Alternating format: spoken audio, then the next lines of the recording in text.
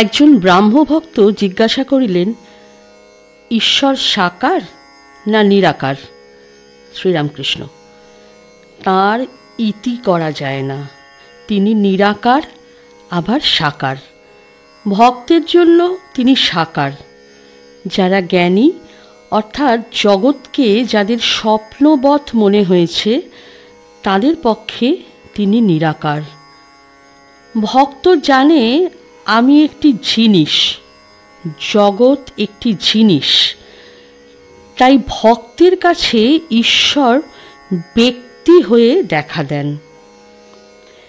জ্ঞানী যেমন বেদান্তবাদী কেবল নেতি নেতি বিচার করে। বিচার করে জ্ঞানীর বোধ হয় যে আমি মিথ্যা, জগৎও মিথ্যা, স্বপ্নবৎ। জ্ঞানী ব্রহ্মকে বোধ করে, তিনি যে কি মুখে বলতে পারে না। কিরকম জানো? যেন সচ্চিদানন্দ সমুদ্র, কুল কিনারা নাই। ভক্তি হিমে স্থানে স্থানে জল বরফ হয়ে যায়, বরফ আকারে জমাট বাঁধে। অর্থাৎ ভক্তের কাছে তিনি ব্যক্তভাবে কখনো কখনো সাকার রূপ ধরে থাকেন। জ্ঞান সূর্য উঠলে সে বরফ গলে যায়, তখন আর ঈশ্বরকে ব্যক্তি বলে বোধ হয় না, তার রূপও দর্শন হয় না। কি তিনি মুখে বলা যায় না। কে বলবে? যিনি বলবেন তিনিই নাই, তার আমি আর খুঁজে পান না। বিচার করতে করতে আমিটামি আর কিছুই থাকে না।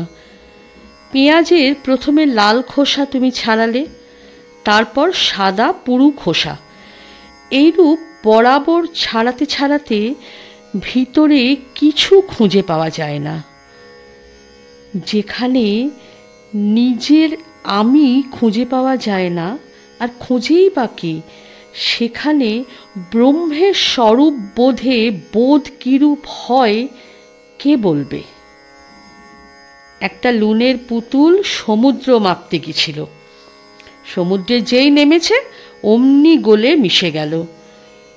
তখন খবর কে দিবে? পূর্ণ জ্ঞানের লক্ষণ, পূর্ণ জ্ঞান হলে মানুষ চুপ হয়ে যায়। তখন আমি রূপ লুনের পুতুল সচ্চিদানন্দ রূপ সাগরে গলে এক হয়ে যায়, আর একটুও ভেদ বুদ্ধি থাকে না।